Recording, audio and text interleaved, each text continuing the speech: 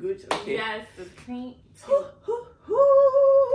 1. So, what is going on? What's going on? Going on. First of all, you know who's in the building, but we need to big up HadieLeonie because wait. This is how you started with. Welcome back, guys. We need to start with a priority episode. True.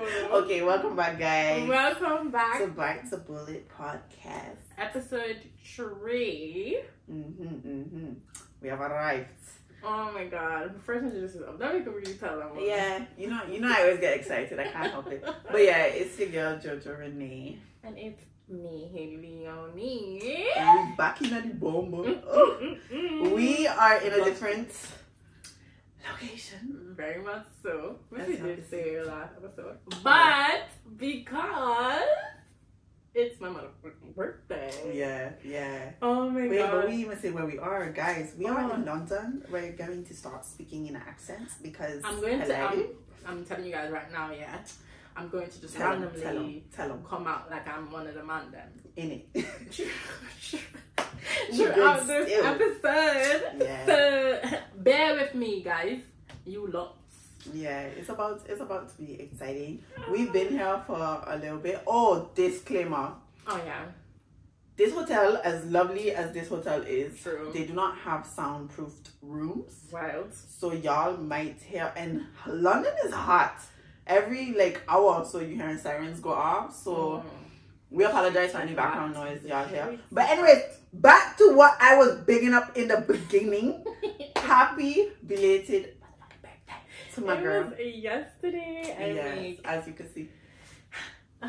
Birthday. Yo, Pisces be so hilarious. Like a week before, 2 weeks before birthday, it's like, it's not a big of a deal. My birthday's not a big of a deal. And then as your birthday comes, it's like, put a shit up on a poster and a billboard because it's my birthday. I have arrived. I've made another year. I've circled around the sun with Earth 365 days. Tell them. It's true. I made it to 28 years old. God bless. Oh my god. I'm really happy about it. And I feel like it's so beautiful to just see, because okay, so we already said the background of us, but it's just so beautiful to see you growing continuously. And I told you this when we was eating breakfast yesterday. It just I don't know, I'm just so happy to just be a part of the journey, because I feel like we all on this very exciting journey. And birthdays is like milestones, low-key. It is. Because some people come up and they kind of think on, oh, it's my birthday now, I'm an older age. No, it's my birthday. I've reached this point. I'm alive. I'm healthy. I'm well. So it's you reflect on what you accomplish. You reflect on just who you are, who you become, and then you just trust the process. It really doesn't scare me to make a year older. I just really, because I explained that a long time ago, a big thing for me is just who I am as a person and what I've done. So it's to be really reflect, take the milestone, the extra year to be yo, this is who you be. Yeah, no, it's crazy. But so taking this time to reflect, what do you feel you've learned and developed what mindset? Before I want to just really tell you how much I appreciate you, because really want to be on above and beyond for my birthday. You deserve it. And I felt I feel really special up to now, guys. And it warms my heart how much you did. Yeah, I had to you had to be a queen. Simple. It was your birthday. It was necessary for me. I was nah, she need to not touch anything, not your phone, not I felt like a princess. Nothing. So yeah, I got you. I'm really happy you enjoyed it, guys. We went to play games and stuff. It was really a vibe. We played mini golf, the shooting the hoops. I realized you're really good at games.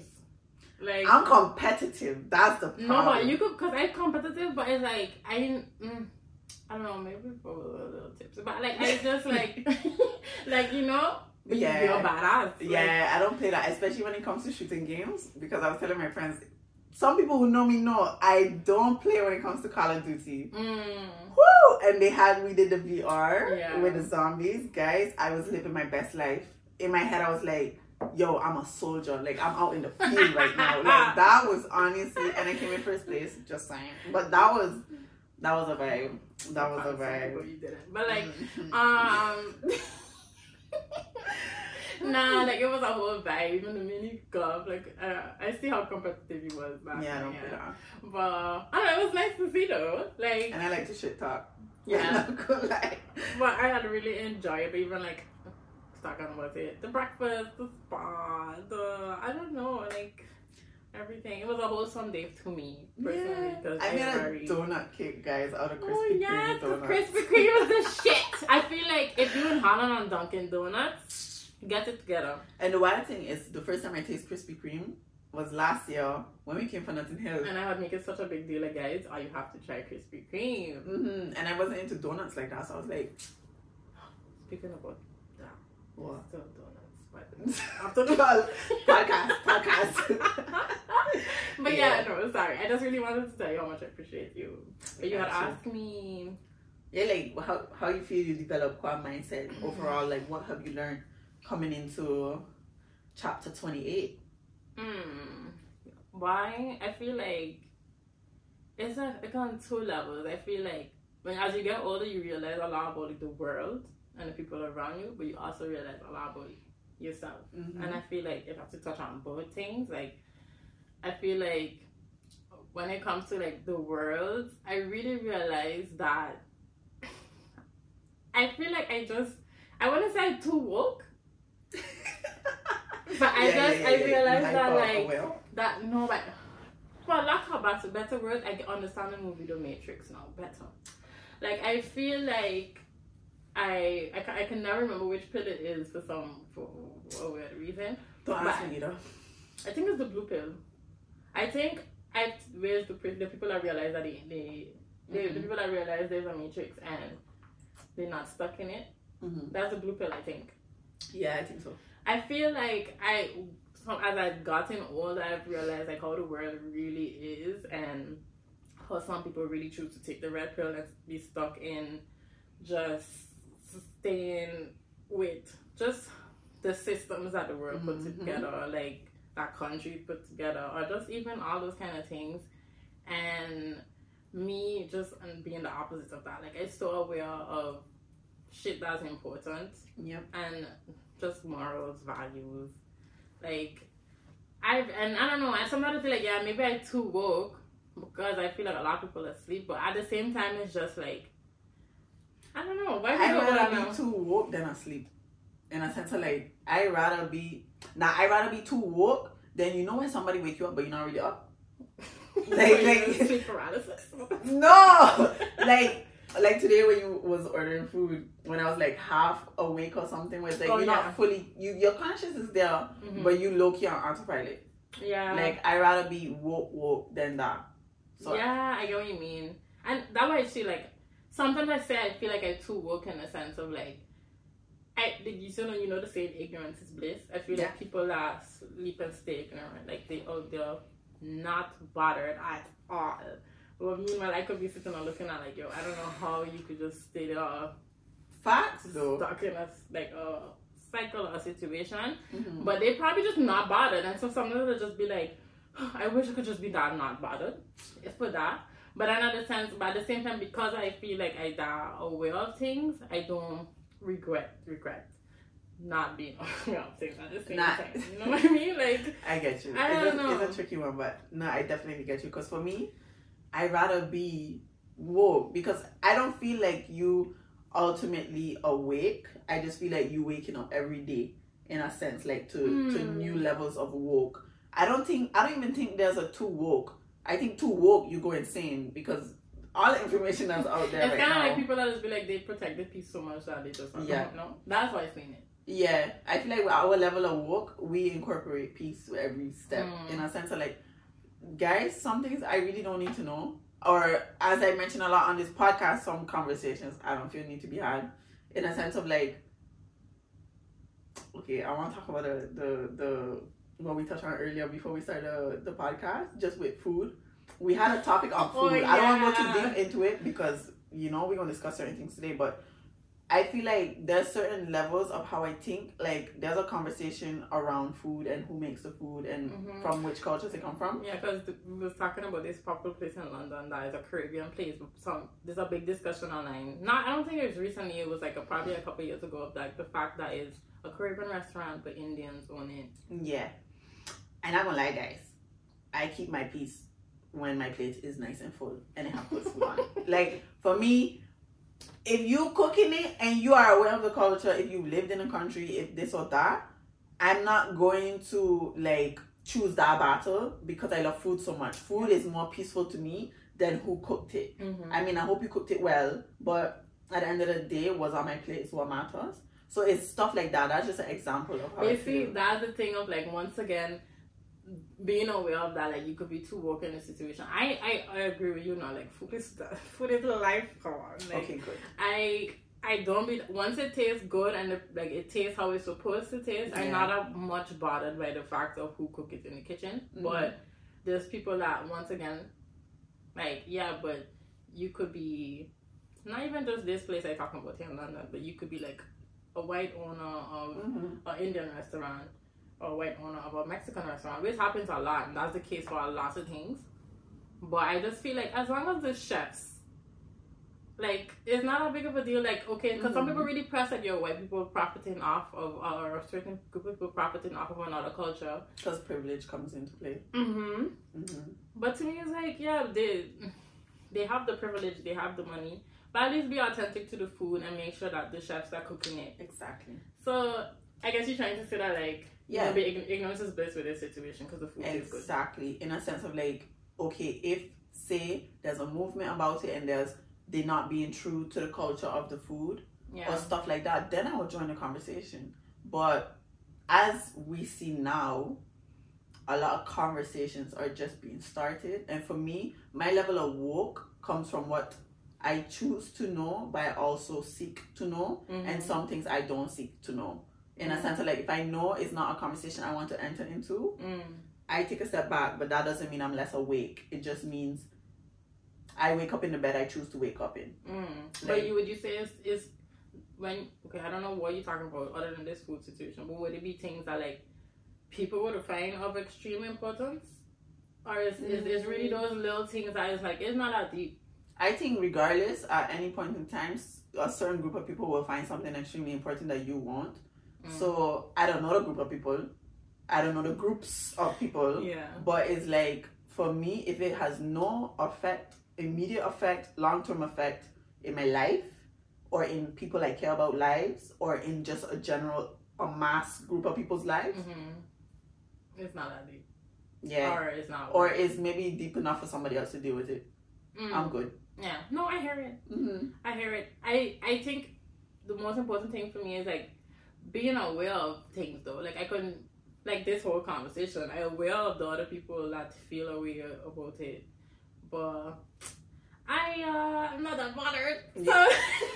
And that's the thing. I don't want to come off as insensitive or something, but it's just like, you pick your battles in a sense of, like, yo, I'm not going to war for your topic because you feel like everybody should be on a side or have an opinion or something. Like, do you? Because then you would just be fighting a battle every day, especially nowadays. Yeah, basically. But yeah, I feel like that's back to, like, the whole question. I feel like that is something I realized about myself, but I'm also proud of it because I feel like, I don't know, I could be a person that choose to go with the flow of things, but I like that just the opposite of that. Like, I do what's best for what you just say, me, the people around me, and the greater good of people. Preach. And yeah, but other than that, I would say, what I've learned about Haiti personally. Funny enough, it was last. I keep feeling like 2021 was last year. Jesus. I feel like 2015 was like yesterday. Like, I'm sorry, but time flies. 2015 is the year I moved to NL, and I could still remember myself, like, pulling up. I don't know, it just... Same. That's 2013 for me.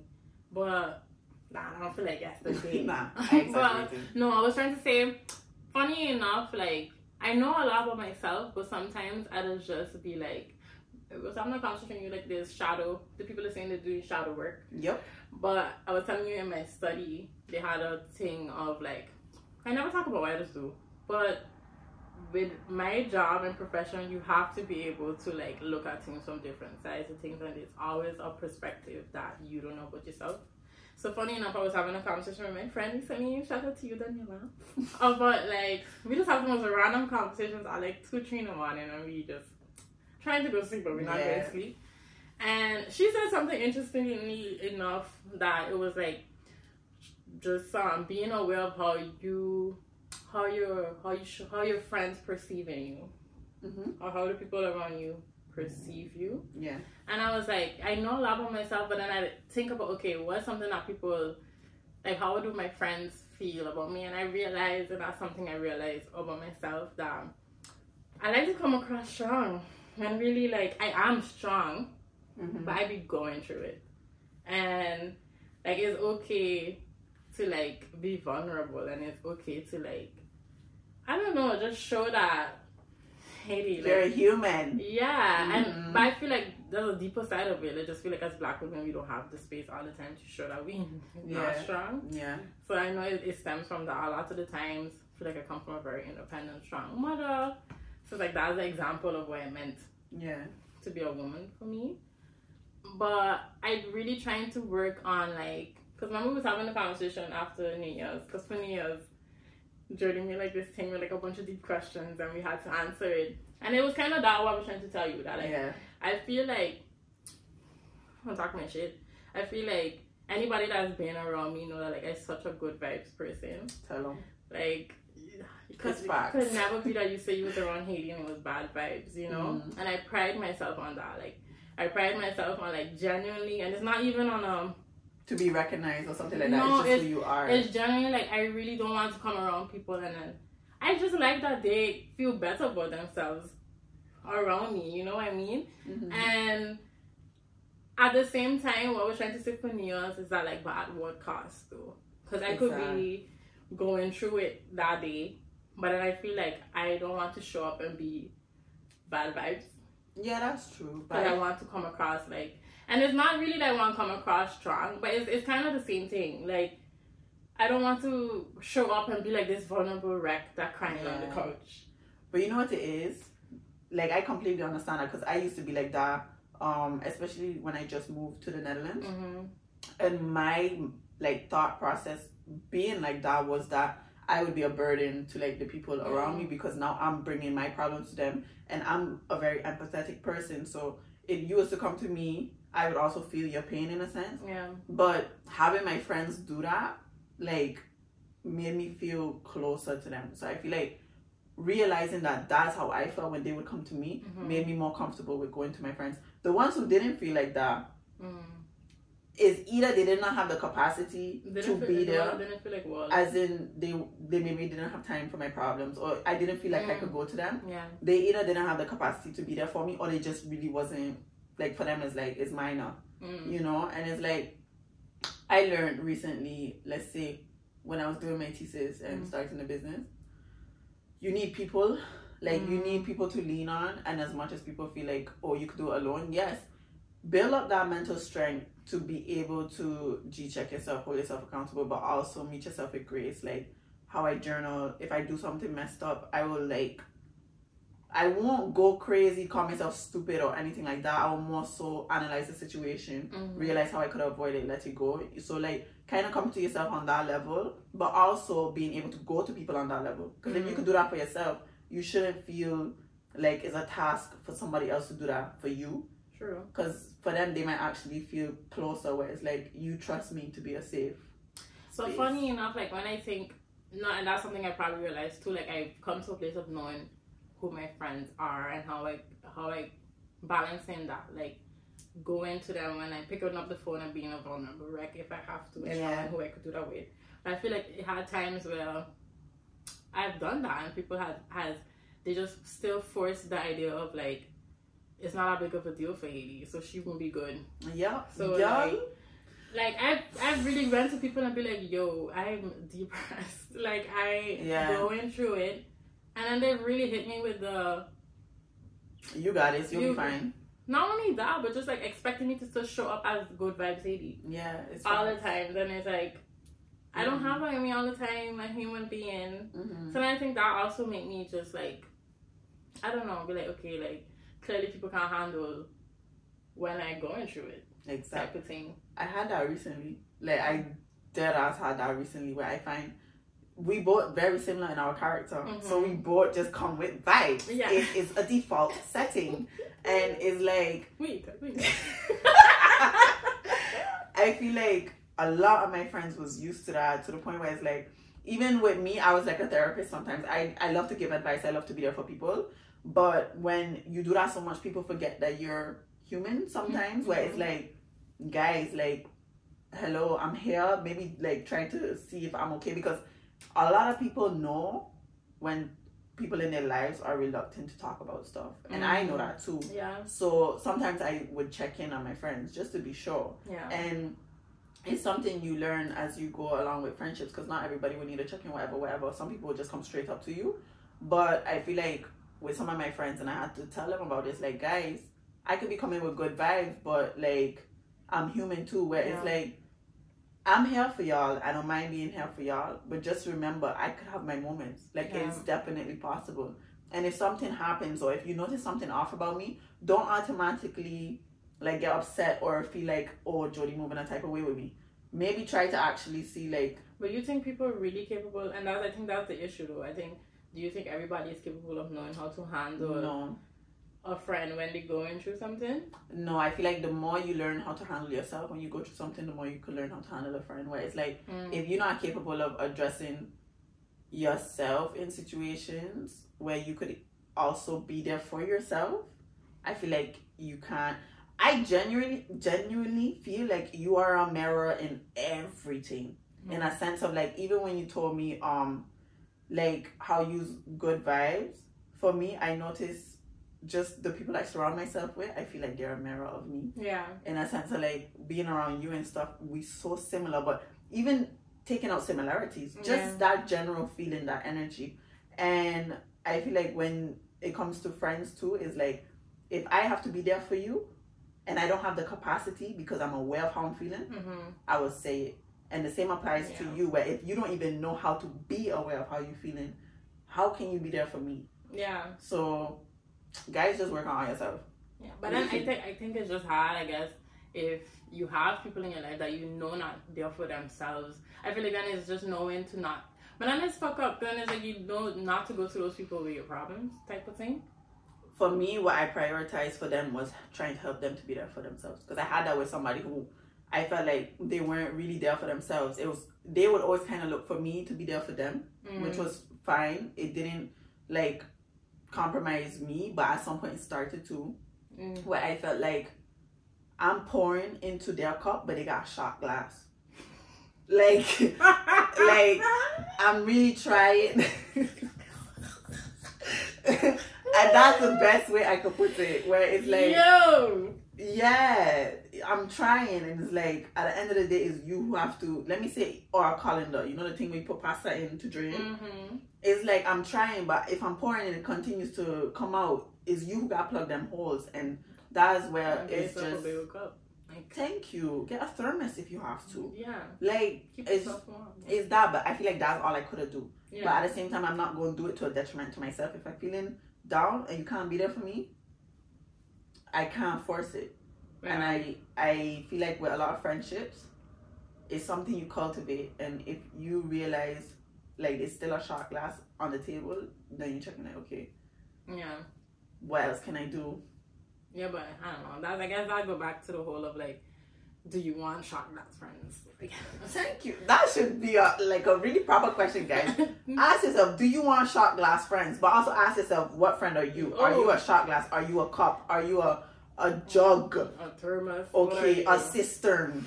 Like, really check. Honestly. Because at the end of the day, as you evaluate your friends, don't forget to evaluate yourself. Yeah. Like, see, because the whole thing started with that conversation, because she was saying that about herself. Like, how does she show up for people? Then I, like, asked that about me. And I got the answer. It was like, I could be very impatient. That was her response. Because I just very, like, I want the best for everybody around me. So, like, if you're going through a situation, it's like a thing of, like, okay, you could come to me 5 times about it. but I also am very much a person like, okay, by the 6th time, I was like, what are we doing about this? Like, thank you. Happy. Like, but at the same time, I've been working on balancing, like, that. My impatience and allowing my friends or people around me to, like, do it on their own. Yeah. Because you also gotta move different with different friends. Like, you can't approach every friend the same. So it's like, yeah, you just gotta realize kind of how to move in a sense, and just know that realization gonna be happening constantly. Yeah. Yeah. That. So just that. Yeah, that. Like, but just to bring back to, like, I don't know, like, just moving forward with my friends, like, if you ask me how I do it, and I feel like shit, like, it's going to kind of be a test to people too, like, to see how they're gonna handle that. Like, exactly. Like, what are you actually going to do if you can? And that's a big thing I have when people just be like, yeah, how you doing? Like, do you really have the time and space now for the real answer? Or do I just say, like, I do it? You know what I mean? Like, we just do that a lot. We just use how you doing on the Caribbean to hail somebody. Yeah, how you doing? All right, but you don't really care. Like, yeah, you don't really care. That is our way of greeting each other, but you're not genuinely asking the person how they're doing. You know what I mean?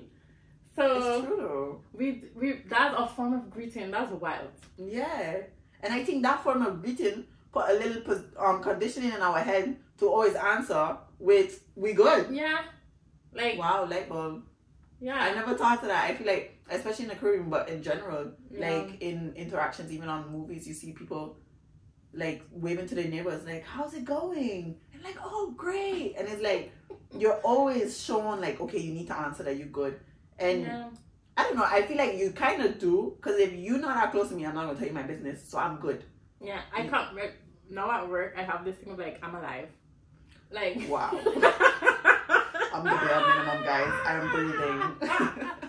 Like, my colleagues know, like, if you ask Hadie, like, she says, I'm alive. Like, yeah. That's my meeting myself in the middle of, like, I'm not telling you I'm great, but I'm grateful. You're being honest? To be alive. That's all that counts. Yeah. So I get you. That's been my new answer, and I just probably said that a lot. Like, yeah, I'm alive. So you're not lying. But that was I decided to do that so I could stop saying I'm great. Yeah. So you could stop like diminishing how you really feel. Yeah. Whereas like you're still telling the truth without I'm still not telling the truth. But at the same time I am. It's just like, yeah, I'm pushing, but like I ain't really getting into really why I'm not the best. You know what I mean? Yeah, you know what it is with me? Just to kind of go off of this. I feel like even when I'm not great, what makes me great is knowing that I'm going to be great. Like, that's why with situations where, like, say friends or anything, it really have to be deep for me to be like, yo, guys, I'm really going through it. Yeah. And it have to be over a period of time where it's like, I know that great is going to take a while. So I'm, like, suffering for a minute. But I'm the type of person, like, if shit happens, I know I can get through it. Like, I tenfold believe in myself in terms of, like, to overcome stuff and whatnot. And it's like, that's why when people approach me, unless you're my close friend, then I'll vent and whatnot. But at the end of the day, I'm showing up, like, you know, faking it till I make it. Yeah. But yeah, I mean, yeah, if I have to think out, like, anything else that I realized, other than being aware of, like, how the world is, I realized that my stance on a lot of things change as you get older, but a big thing that really changed is, like, how I view love and, like, relationships. Because we were having a conversation yesterday about relationships, though. Yeah. Which is after having those conversations because I had with you and another friend of, like, my view on, I don't see relationships as, like, something that is, what's the right word? Like, minuscule? Like, it's not something small to me. Like, it's not minor. It's not. I feel like as you, high school, just coming to the Netherlands and stuff, I feel like people are quick to get in relationships and see it as this thing of, like, yeah, I'm going to see where it goes. But I touched on that the last episode, like, I've been for time. Yeah. And for me, it's, like, moving forward. Like, I can't just jump into one anymore without, like, knowing for sure, like, this is something I want for myself. Because ultimately, it ties into, like, how I view love. Like, I feel like a lot of times people think love is this is how much of a hold you have on a person. Preach. And I feel like, even though the saying is a bit, well, you know the saying, like, if you love something, let it go. Mm-hmm. I don't agree with the last part. They're gonna come back to you. But I do feel like love is in its true form, like knowing that you love a person regardless of, like, I don't know, flaws, but just even in the sense of, like, you know how some people could be very clingy in relationships, and you talk about it, they call you have to be too whole. Like, I cannot moving forward, I cannot wrap my entire being around a person. Nope. And I would not want the person to do that for me. Exactly. Like, and to me, love is then genuinely just being able to love the person elsewhere, and we are two complete individuals, and as we come together, like, you add to my happiness that I already have for myself, and you add to just the vibe of just being in my life and adding things to me and just pouring into me, and I pour into you. But it's not this thing of, like, you are my entire world. Like, those sayings, like, you my other half, and think they're cute and all, but, like, really, like, moving forward, I just want a love that is, like, two complete individuals that come together type of thing. Like, I think that's the next level of love.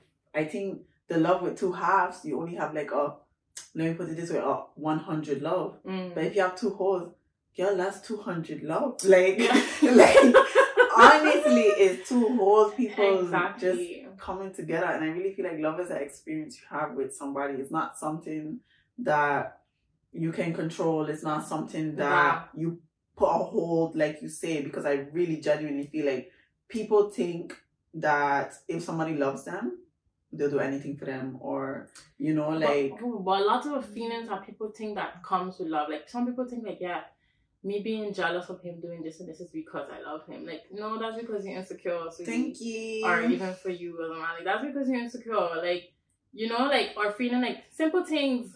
Even though I wasn't ever really that kind of girlfriend. Like, people that feel like, okay, my boyfriend going here and here, I have to go. Yeah. Or, like, and you know what I mean? Those little things. It's facts. And that's the dependency. Because if you are a whole, that jealousy, because I can speak for myself. I used to be a little jealous. But that came from the feeling of, like, okay, I'm scared to lose this person. And...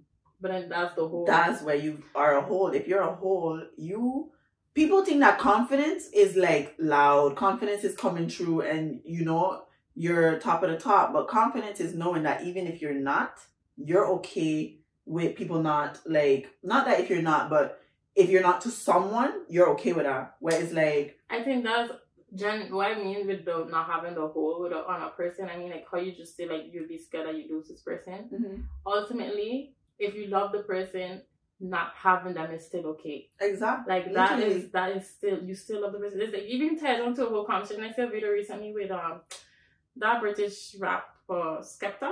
He's British, right? Oh yeah. He have a video of him going around saying that, like, it's a mad thing to him how, like, you could have been in a relationship and now you break up and you had loved that person but you can't be cool.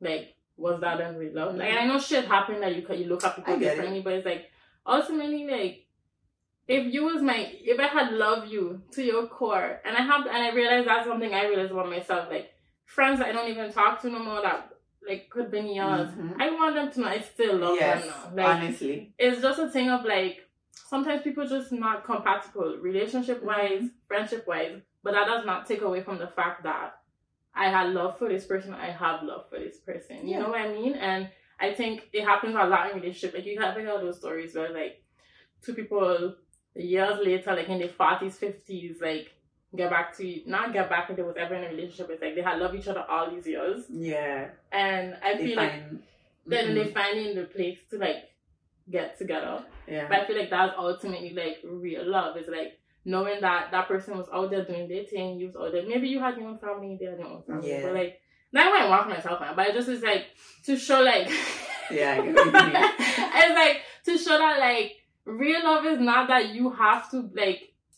The person is, like... I think what I'm trying to say is, like, love is not, like, how much of a whole, and it's not your possession. Like, people, and I think that's a big thing I realized, people feel like the partner that they're with is their possession. Yep. Like...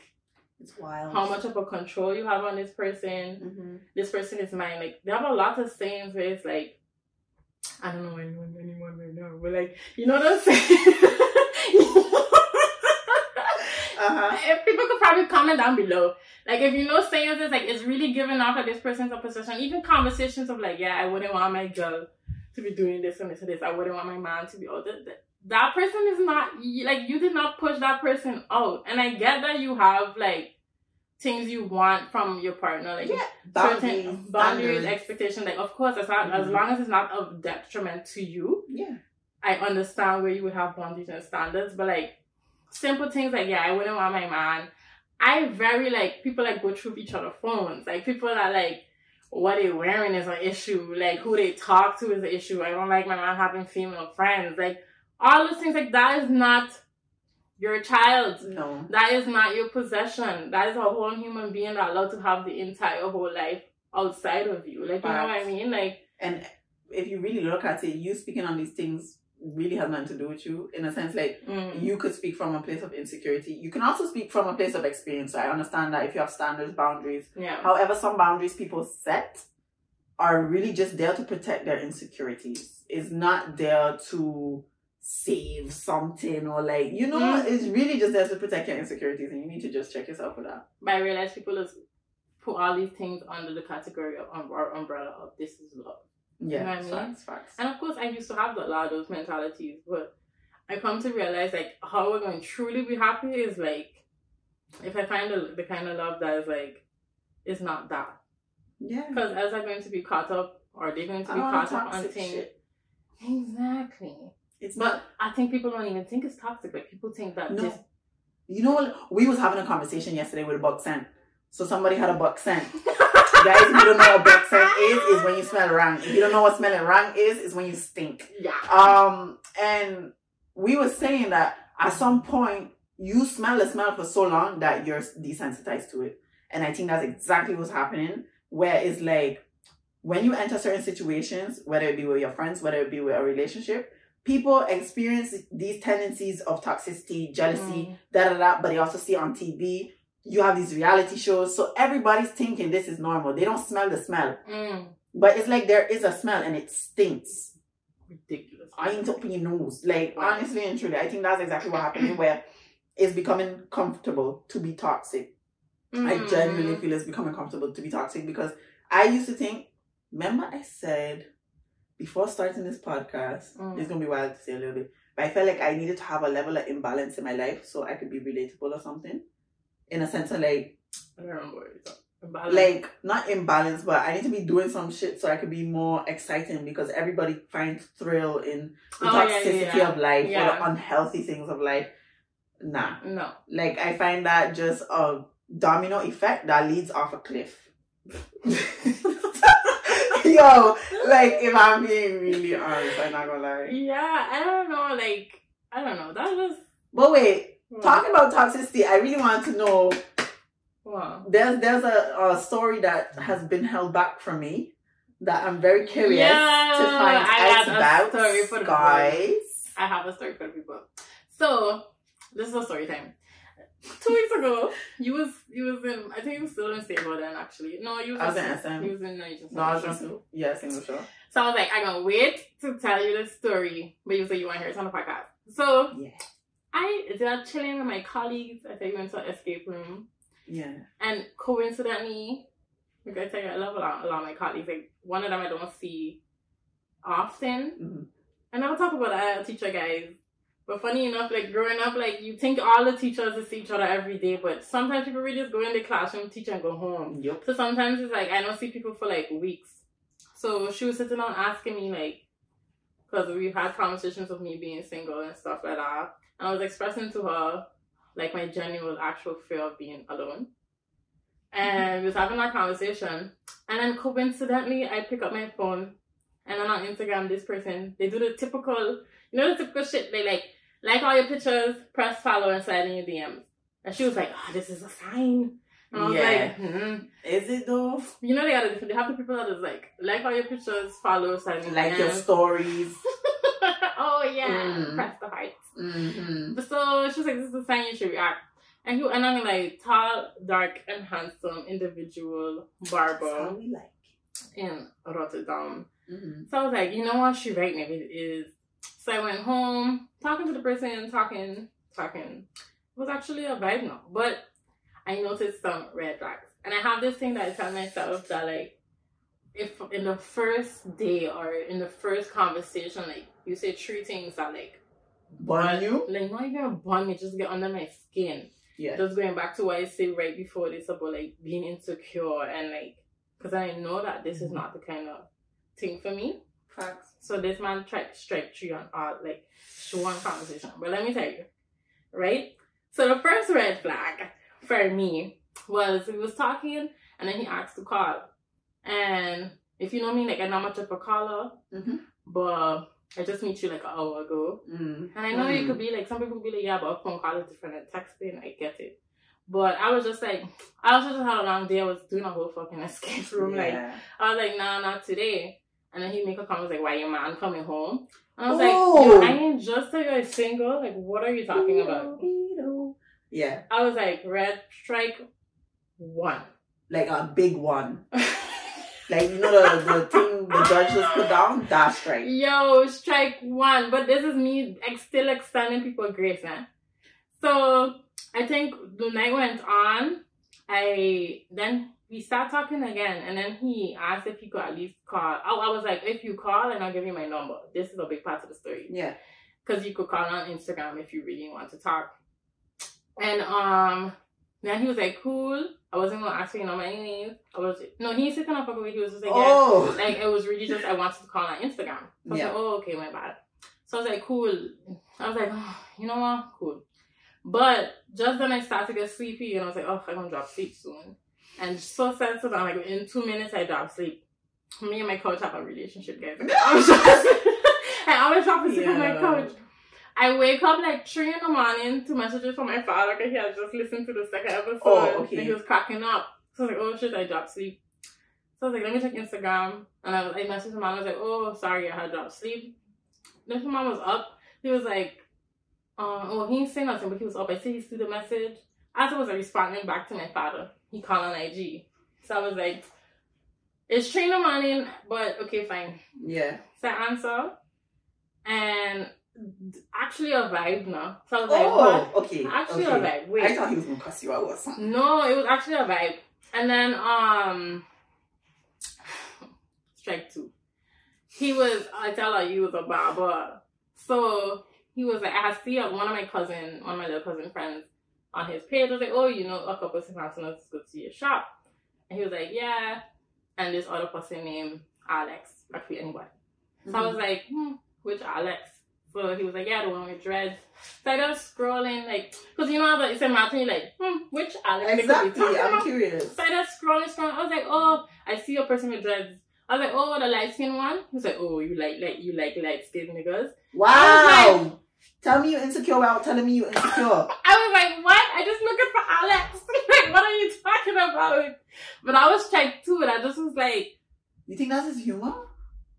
No, he was dead ass. He was dead ass. I was like, huh? No, because then the conversation even went into like, yeah, I don't have a type as long as they're black. You know what I mean? Like,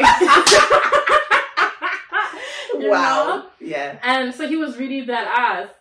And then this part. So the man actually asked me on a date. And I was like, okay. Even though we're on strike 2, big strikes. I was like, cool.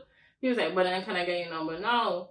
I was like, because it was 2 strikes, I say, no. I say, I'm going to see how the date go. And then if the date goes well, I'm going to give you my number. Which to me is not fair. It's fair. Because he had 2 strikes and you already have a way of communicating with me. So if you have a problem that you don't have my number. If you call her IG, it's coming like an actual phone call. Like, yeah. I don't see what's the big deal. Yeah. Guys, this grown ass 36-year-old fix up his chest and say, you could post half naked on IG, but you can't give me your number. I look at my phone. I said, nah, man, it's 3 in the morning. It's not copying. I said, oh, what you said? He was like, yeah, you could post half naked on IG, but you can't give me your number. I look at my phone like, let me fix my face. I hang up. I say, okay. And I hang up the phone. And I put on my phone and like, First of all, like, I don't even need to be doing this. But can you all just go to my IG right now? Thank you. There's no half naked picture. I'm a whole teacher. But regardless, if I'm not questioning it, but I just mean to show you that, like, that's to show you how, like, weird and insecure you is. Because I have on a little skirt and a crop top that's half naked. I don't even have my beach pictures that are in my archives. One on my IG right now is the pictures this man. Yeah, that's so confused. Like, this man, did he want to go on a date with you, or did he want to, like, push your buttons? Because that... I feel like, no, but I feel like that was him. That was just genuinely him. And I was just there like, you that fucking... And imagine, like, the insecurity then. Yeah. You know, like, side note, I experienced something similar. Not something similar, really. But when I knew a guy was insecure in SM, when I was there, so guys, I went to the strip club for the first time. It was so much fun. But when I was there was like this guy talking to me, and he asked me for my number. I gave him my number, but then he put in a number in, and it didn't show up on his WhatsApp. So he there getting upset. He checking like, oh, you giving me the wrong number. I say, sir, if I didn't want to give you my number, I would have just tell you, I'm not giving you my number. Like, I told him, take the shovel and put it in the shed because you're digging it yourself in a hole. And, because he was really getting dumb. And on my WhatsApp profile picture, I have a picture like with my hair and whatnot. And I had braids when I was at SM. And he was like, oh, I like your hair, but not this one, like your real hair.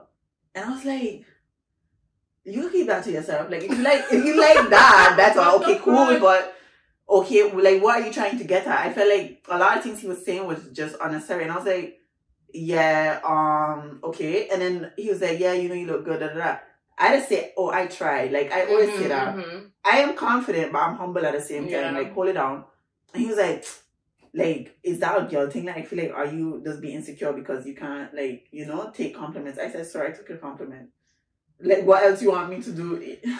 And I feel like he wasn't speaking from me. He was speaking from him. Yeah. He was saying with his chest, I'm an insecure twat, but I have nothing better to do, so I don't try to make her feel insecure that too. That was for sure insecurity. I feel like the man I talking about, it was insecurity, but it goes deeper than that in the sense of like, you feel because of my IG, basically because let's go along with his narrative.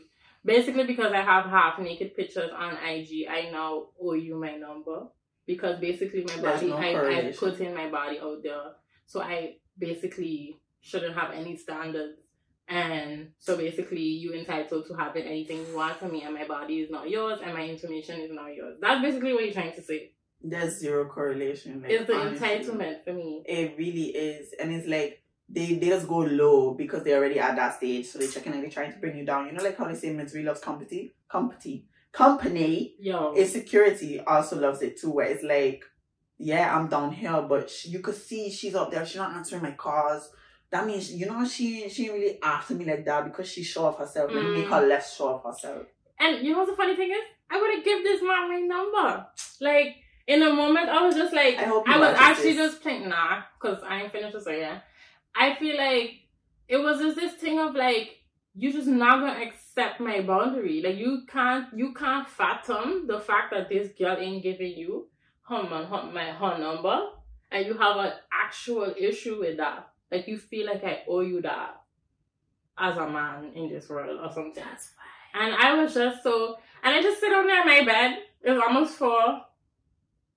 I was just like, I pick up my phone, like, let me go see what is, if he messaged me, I think I hung up. Yeah. This man was like, this is why you single. And he blocked me. Yo, you gotta laugh at these people. You really gotta laugh at these people because, sir, at your big age, like, get it together. Big age, you almost 10 years older than me, my guy. Yo, like, you deserve a proper truth. And he blocked me. I was like, trash take out itself. Like, you hurt my heart. Oh my god, I'm blocked. Yo, I was just like, and I don't know if some people find that was me like being too quick to be like, you ain't give the man a chance.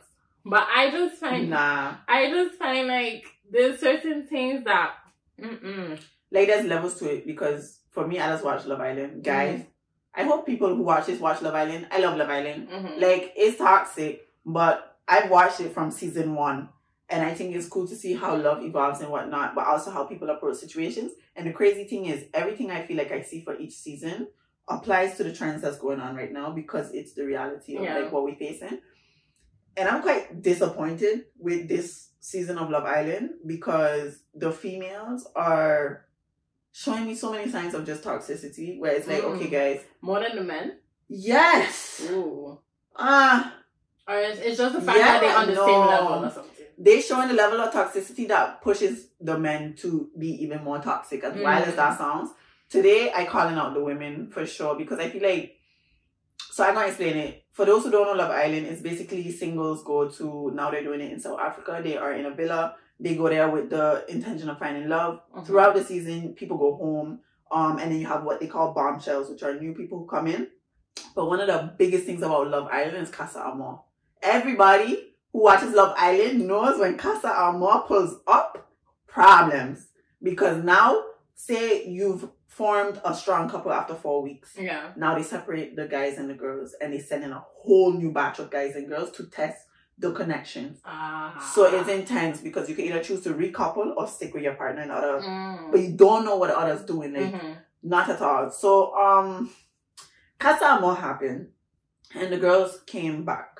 So there's this one guy, his name is Will. He's lovely. He has a very bubbly personality and whatnot. And he... Spoiler alert, by the way, if you're watching Love Island. Oh, yeah. Because eventually I'm going to reach for you watching. Yeah, I ain't going to, like, say too much, but he built a strong connection with... Well, this would spoil it, because you kind of would know what was up a little bit, but you should catch up. He built a strong connection with a girl named Jessie. And small thing happened in the villa where he kissed another girl while they were in Casa Amor. And of course the other guys did their things, you know, everybody's like lads holiday, whatever, and the girls was on it too, but they knew they was set on their man. They were checking like, I'm good, I don't need to go elsewhere. And they came back to the villa, and I completely understand, like, you know, you feeling a type of way because like you really feel like you have a strong connection, but he's out there exploring somebody else's lips. And yeah, you could feel to a level like, okay, am I not enough for you to know off the bat?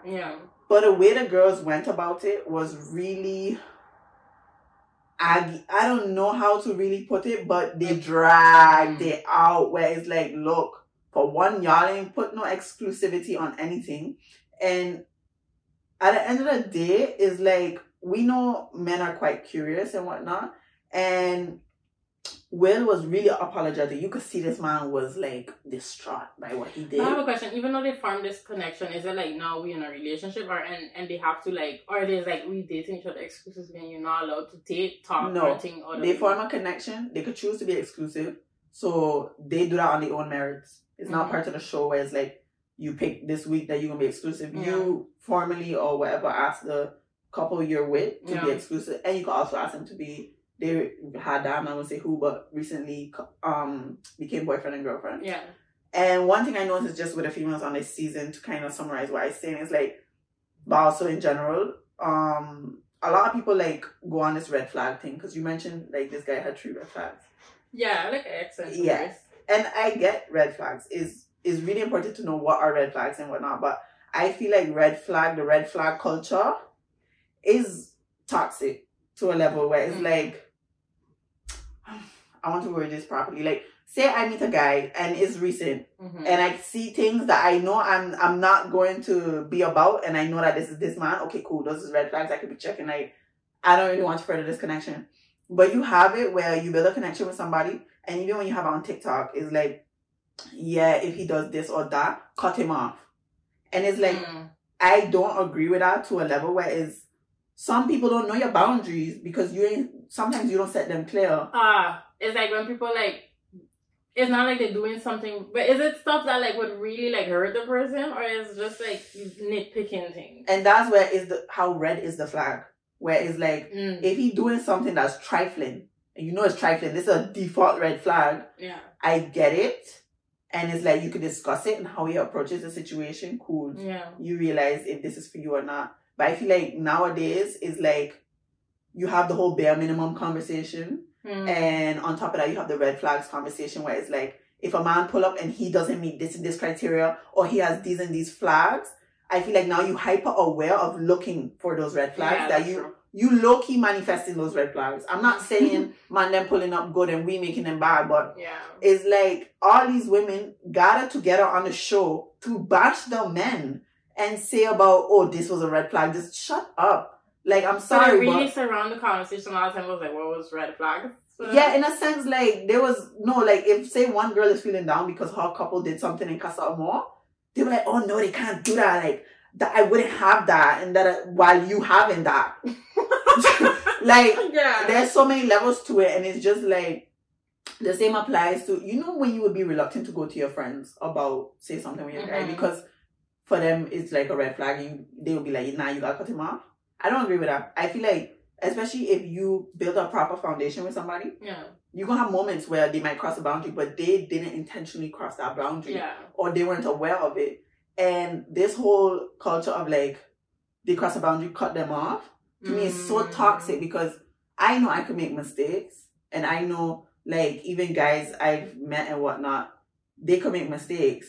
And it goes back to like, for example, even the whole, like, I see this on TikTok a lot. If a guy don't text you back within an hour, like, he's not interested. Like, maybe the nigga is working. Please. Like, that's the thing. Like, that's one thing where I realized it's never black or white. It really is never black or white. Y'all gotta really start having some freaking conversations and stop letting TikTok, Instagram, Twitter dictate what the outcome of a certain action is.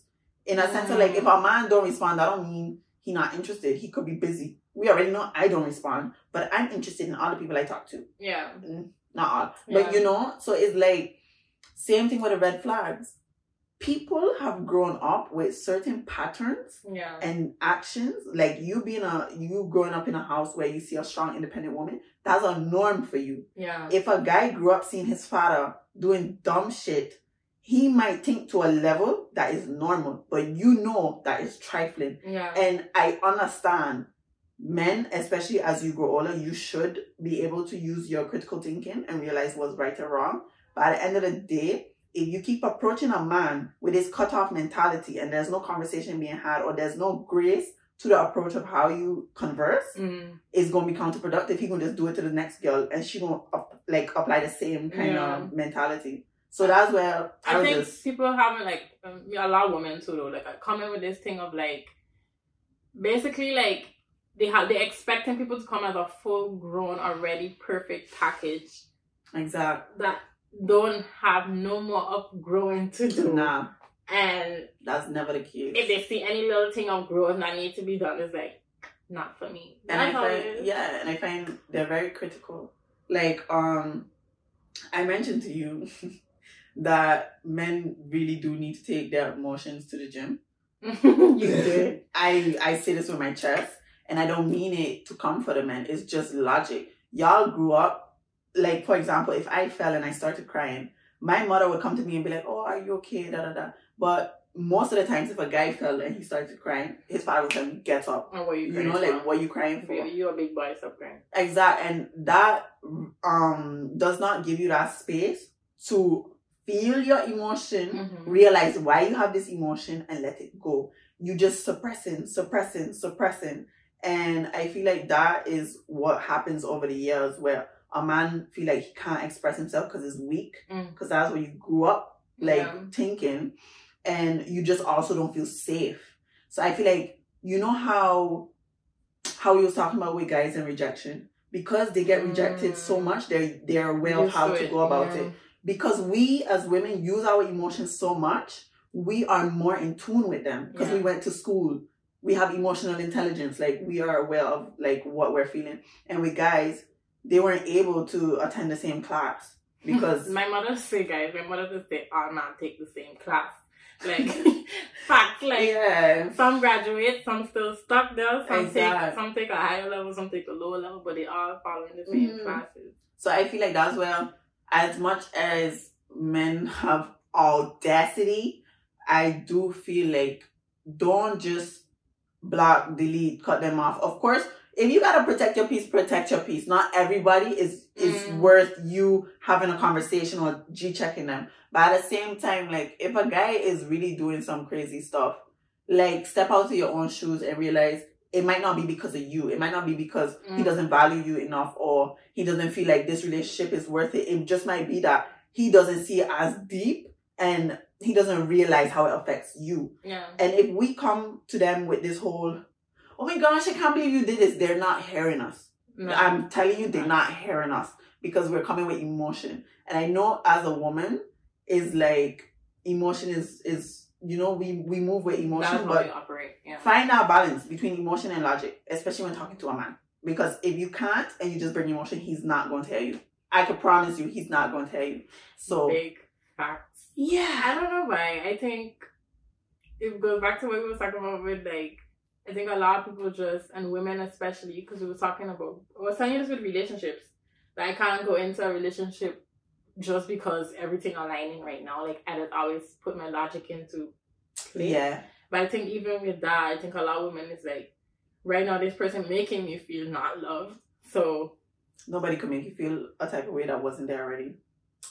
Sorry. That. Yeah. And stop putting it on that person then. Yeah. To take away that feeling. And of course, if you're trying to get in a relationship with a person, there's a level of, like, accountability, or just have them having to, like, make sure you're good and do what's right by you. But yeah, it goes back to what I was trying to say, what love actually is, and how I look at how a relationship actually works. Like, if you're not complete as a person, you're gonna forever be projecting shit on other people. It's that simple. And that gonna make it unhealthy. Even looking at my parents, just looking at relationships that last long, you always hear them say forgiveness is a big factor when it comes to, like, love and just having somebody in your life, friends and all of that. And it's so true, where it's just, you need to understand that, I know, and I try to say this in a way that doesn't diminish the wild stuff that people do, both men and women, because we be doing some wild stuff. And it's just to realize what deserves your energy, in a sense of, like, I've had people in my life, like, let's say in a guy perspective, guys I speak to, some of them was rocking red flags. I could see it from the jump. Recently I saw that and I was like, no, not for me. But at the same time, what's wild is I still want to be in their life to a level where it's like, we could be cool, and I feel like I could do my part from afar. Because my big goal in life is to bridge that gap between men and women, because that gap is big, it's wide, so I feel like, even, I think, approaching a situation where a man needs to be your future, you have more critical approaches, where it's like, if he does something, you think of it as, do I see my future man doing this? No. So he shouldn't be doing this. But at the same time, you can have men in your life where, even if you're dating, if they do something, you approach it with more grace when you don't have expectations from them. And that's where they hear you, because you're not pulling up with emotions. But you think some women just don't have the grace no more? Yeah. I really do, because I see it amongst women, and I don't feel like I can relate to it because I've never been in love. And I feel like these women were in love. They gave somebody that, not responsibility, but that level of vulnerability, and they just rain dance on that. And that's why I don't want to dismiss their feelings, because I don't know how they feel. I know I love and I would love to experience it, and I know the love I feel for my friends. But it's like, I don't know how, like, they could overcome that, because I don't know how. I just feel like you have to be mature with your feeling, because I feel like I do a perfect example where I is right now. It's like, yeah, I've been damaged, I'm traumatized, but, like, at the same time as I meet people and I date people, like, I'm not going out there checking, like, I closed off to people, and I'm not cutting them off based off of, like, every little thing they do. I understand that I interact with human beings, and if I ever want somebody in my life again, like, I'm going to have to extend grace. I'm going to have to. You're not going to have a relationship with anybody, because you do with your friends you have now, you do with your family members you have now. Like, you have to give them the space to grow and have the energy to, like, be in it with them. It's like, I don't know. I have realized for myself sometimes, like, I don't have the energy, but maybe it's this person not making me not have the energy. And I operate based off of that. It's facts. But somebody said it, like, you can't paint everybody with the same brush. In a sense of, like, when you experience those moments, you write off, like, the male species. Like, not write off the male species, but now it's like the previous episode we said, where when a guy is chasing you, starts to deplete, you think, like, there's something wrong with you, and the actions that started that depletion, you think the other guy will act the same, and it's really not like that. In a sense of, like, not everybody is the same. So I understand, girls, guys, you do get heartbroken, but that doesn't mean the next person's gonna break your heart. And even if they will, just another big factor is knowing that you're equipped to get through it and over it. Like, stop feeling like you're going to die. Honestly, just because somebody break your heart. Like, realize that you don't need to trust them. You need to trust yourself that you could deal with whatever comes along. Because at the end of the day, I feel like you experience people in life, and I feel like love is something to be experienced over and over and over and over and over again. And once you realize that, you move with less expectations, less this needs to happen or this needs to happen like this. You just let it happen. And I think that's what's most important. If something goes left, you find a way to resolve it. If you beating a dead horse, then just know that and keep it moving. But I feel like don't just jump on things in a sense of like approach situations with this needs to be like this or I'm out. I think people just need to get more mature with it's big back with themselves and their emotions. Like and learn how to communicate. Women, like, learn how to just be mature with or handle your emotions, basically. Yeah, it does sound, Love Island kind of sound like the neutral perfect match, which is such a problematic show. I don't know. I don't know. You say you didn't watch it, but it's like people from. You said previous shows. Yeah, so like I have a mix of. I watched them all because the first time I ever heard about that was a Dutch show, and I just don't like Dutch television, so I was like, I'm not gonna watch the English version. Yeah. But so I got people from the mall, Love is Blind, Too Hard to Handle, even this other show I now will. Even have this show where these black women selling houses in Tampa. Oh, I love that show. Two of them. Selling Tampa. Is it selling Tampa? Because I know they're selling Sunset. Yeah, it's selling Tampa and it's just black women. Yeah. Two of them from there on it. Yeah, so it's like a bunch of Netflix shows cast. And they have to try to find a perfect match. But you basically, every episode, the women have the power. On the next episode, the men have the power. Yeah. And so like, let's say 5 women have to choose 5 men. Then the 2 men are left over just have to go home. Yeah. But it's how quick they just, this is not a match. Next person. Next episode. This is not a match. Next person. Next episode. I just find it's so wild to me. But that way I say Love Island kind of remind me of that. Because now we start watching season 5 together. Yeah. So as I was watching it was reminding me of that. But it just also made me realize like how people think this won't be the way. I know they getting paid to be on these shows, but it's just like that is not healthy. As in, do they just match with people and 10 conversations or 1 conversation a day, 24 hours? Okay, but when they match with a person, is the person matched to them or do they go to the person they feel is most their type? Based on how that person chooses to operate. Like, sometimes, I know with Love Island as I watch it, we use like, those are the only 2 left over, so... Yeah. That does happen in a way. Yeah. But I feel like they're also trying to find reasons like, okay, I do see this in this person, so it maybe could work. But really, it's like, and then people that do be like, yeah, I see this and this and this and this person. And next episode, they're going to tell you like, yeah, but that person. And it's just, I don't know, I just feel like, what are we doing?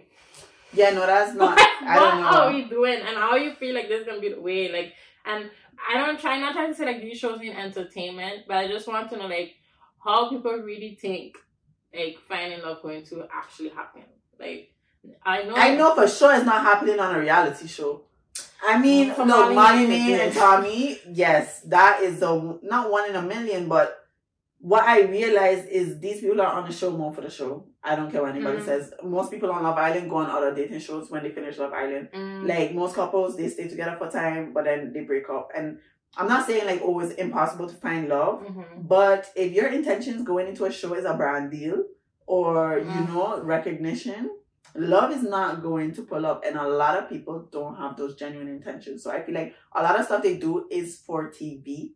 So that's why I do love Love Island, but I need to hold it down in a sense, like realize this is a reality show. It's entertainment. Exactly. Like, it's fine being entertainment, but I want people to know like these in a lot of what they're doing on these shows, a lot of what they're doing on TikTok is not reality. It's not how you should operate. No. In actual reality. No, like, I don't know. But girl, I feel like these shows is the whole, like we mentioned on the first episode, everybody's replaceable mindset that's just I feel like as much as I love love, in a lot of people's eyes, I feel like the word is shrinking because it's so misconstrued based off of what we see now as normal. What's shrinking? The world or the word? The love, word. like, oh yeah. The word and what it carries. Yeah. I feel like it's shrinking. If you look at the olden times, I'm not gonna lie, guys. If I was to be in the olden times, I would be living life. I would be writing love letters. I would be receiving love letters. I would be enjoying it because I really feel like people putting more effort there because there wasn't that whole feeling of there's so many people out there that I could just go and check this other person. Yeah. I genuinely feel as much as you have to experience people and, you know, love is not to have a hold over anybody. If I enjoy you and even if I don't, me knowing that I want to spend the rest of my life with you, I'm working towards that. Because at the end of the day, I could go find somebody else who I might want to spend the rest of my life with, and they will also come with baggage. Yeah. It's just whose baggage do I want to carry? Yeah. But you feel, I have a question, you feel like people have loved each other more back in the past? Because I don't feel so. I felt people tried harder. I genuinely feel like a lot of women settled. Oh no. I mean, that I get deep into it with the patriarchy and stuff, but I'm gonna save that for next episode. I feel like a lot of like our great grandmothers or grandmothers like settled, like you here to make children, provide for the household. So I try to feel like, I think nowadays is a thing of people realizing, like, I don't think it's like the word love becoming smaller. I think people actually realizing what it actually is and they're not settling. Yeah. Whereas like, yeah, there's a lot more divorces, there are a lot more like relationships failing, but I ultimately think it's going to end up being for the better. I think people still need to work on themselves though, like that contributes to it, but I feel like it's going to end up working for the better of like people not going to I'm hoping that people are not going to just end up in relationships because of society and how dependency and all of that, those kind of things. I know that's my hope, but at the same time there's still people that need to work on themselves so that you can still have those things or those kind of relationships happening. But because I've had this conversation with my brother a lot of just like things that I realized our grandmother did, and it's just like couldn't be me. Yeah, no, I get you though, because I also feel like now more conversations are being had around love because women are speaking up too. They're not, because we was usually the ones who settled back then because, you know, we needed somebody to take care of us and all of that. But it's like now we can take care of ourselves, so we holding the men accountable. So it's like, I don't want to make this too long, but that's a whole conversation in itself. Where you just say with like needing to be taken care of, and men also feeling like emasculated because we don't need them anymore. I mean, we want you. We do. But we don't need you. And there's truth in that. Yeah. I don't know if they're able to handle that. Yeah. But in general, I just feel like, as we always say, both sides just need to realize that level of accountability that needs to be held. Become more mature in how you approach situations, how you approach yourself too. And just know that you are a reflection of yourself. If you out here checking like your connections is not, I don't know, booming in a sense, not booming, but like toxic, try to maybe address also what levels of toxicity that you may have in general. And just meet people with grace. In men, women, all of y'all. Even though we not really meeting, we come in for y'all, we still here with good intentions. We here to give you critical feedback, constructive, whatever.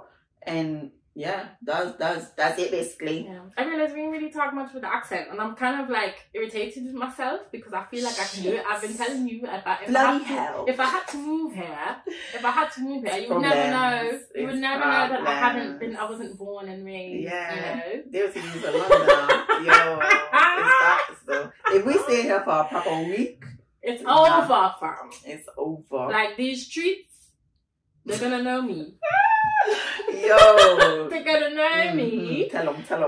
Like last night we was walking on the road and I was like, I feel like Shepherd's Bush is up the road. You was like, bitch, it's right there. It was literally a fast one. I was trying to say that, like, I know these streets. Nah, but you were blending here. You were blending here heavy, like. I feel like I would. Yeah. killing me, girl. But yeah, these lot are not ready for me. They're not ready. But nah, we had a proper long, fruitful conversation today. Yeah. Yeah, guys, thank y'all for tuning in once again. This was episode 3. Next episode, we got something exciting in store. First guest. Bringing on a guest. By the way, I don't know if y'all realize Mr. Mando is not here. Oh yeah, but I miss you. Mando, we miss you so far. Okay. Yo, honestly and truly, like, yeah, it's cool to kind of see how we do it, like, with the two of us, because it's different. But yeah, yo, Mando, you was missed. But guys, don't forget, we're available on Spotify, YouTube, Deezer, and Apple Podcasts. Like, subscribe, share, give us feedback, tell us what you think, and just keep spreading the love. And now you can even tell us what you think about the episode on Spotify. Yep. And leave a comment down below. Really share, like, I was also trying to say, like, people, because a lot of people tell me, like, they feel like they're in the conversation with us. If you want to join us on an episode, like, let us know. Like, I don't really mind if people just, like, don't be scared. Like, be like, guys, can I come on your podcast? Like, honestly, don't be scared. We're very open with these things. Yeah. And maybe we might even do some lives and stuff so that people could really be interactive with us. So, yeah, guys, just know this is a safe space, it's an open space, and we're ready for anything. Yeah. And at the end of the day, it's for us to have conversation, not just with HadieLeonie, to have conversation with everybody and open everybody's mind. So, I mean, we lit, but y'all lit too. So. Exactly. But yes, this is episode 3. Thank you, guys. Thank you. We will see y'all next time on Bite the Bullet podcast, bi-weekly on Truth Dice. Yeah. Deuces.